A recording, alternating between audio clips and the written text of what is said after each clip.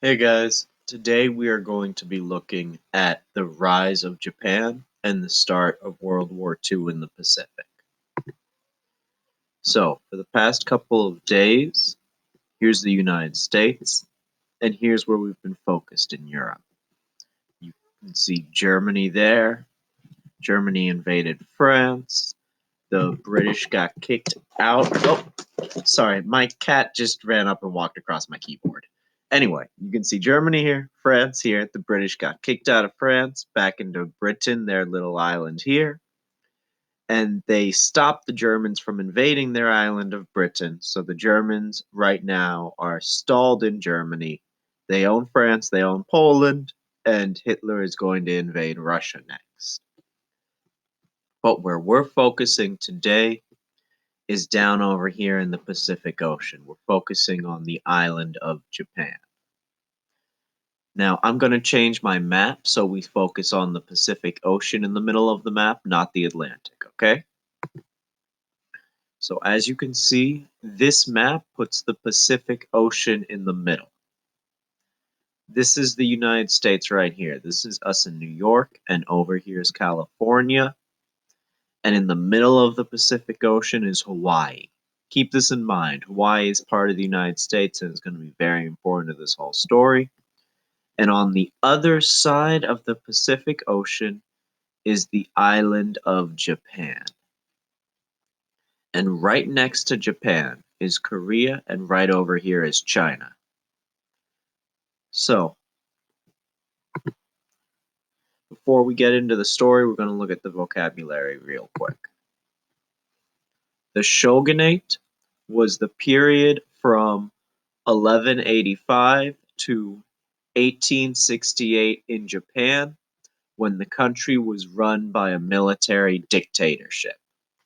So, once again, the shogunate is the time in Japanese history from 1185 to 1868, when rather than being run by the emperor, the entire country was controlled by military dictators. Whoever had the biggest and strongest army in the country ran it during the shogunate, and they would call themselves a shogun.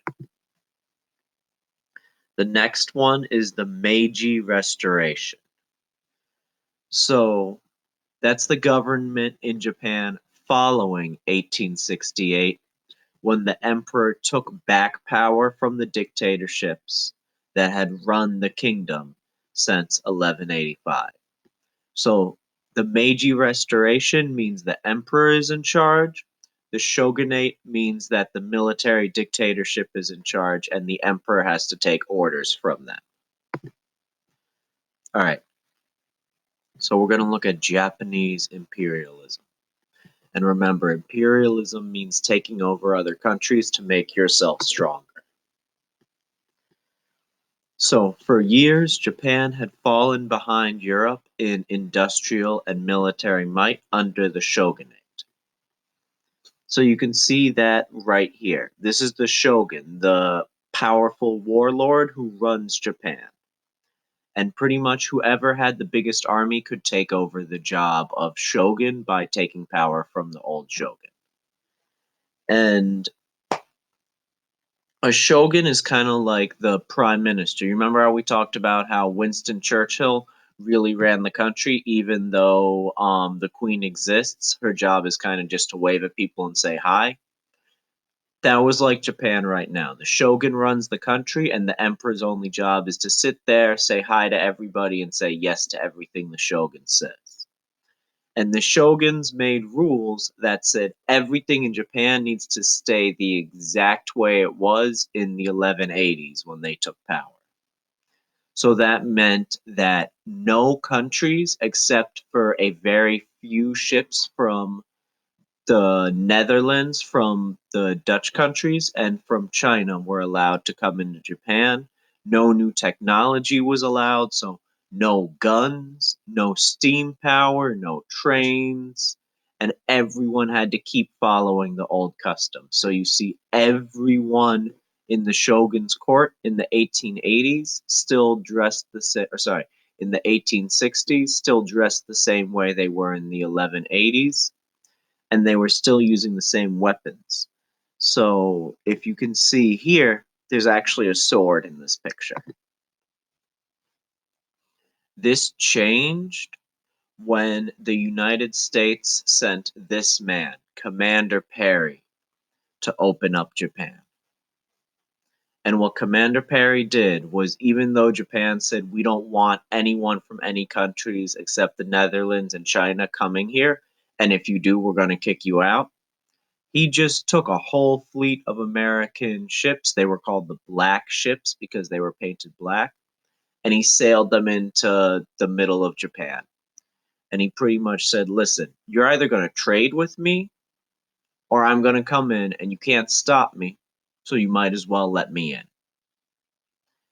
And the rulers of Japan realized they were not able to stop him. So they let him in. And that's how Japan started trading with the rest of the world. But they never forgot that they got forced to open up to the rest of the world because their military was not industrialized enough, didn't use enough machines, and was not modern enough. So the Americans were able to force them to let other people in their country.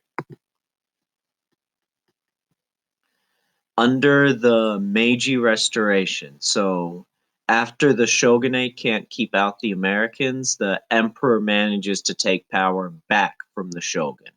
He makes it so the emperor is in charge again, and that's called the Meiji Restoration.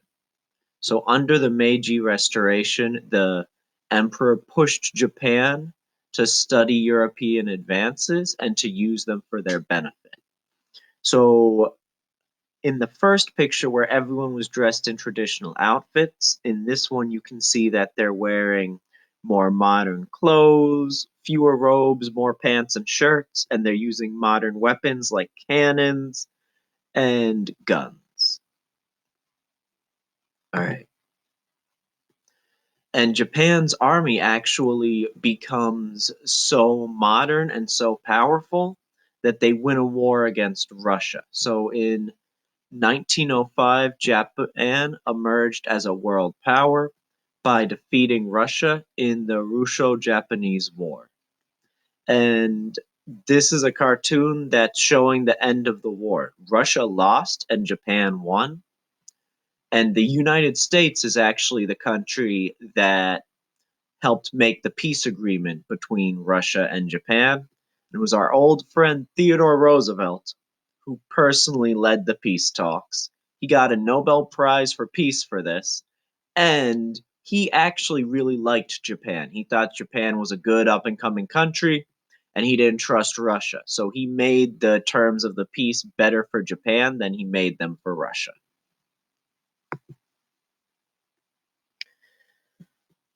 And then in 1937, Japan invaded China and set itself up as an imperial power in the Pacific. So remember, imperial means taking someone else's land to make your country stronger. And once Japan had invaded China, they became that. Their invasion was brutal, though.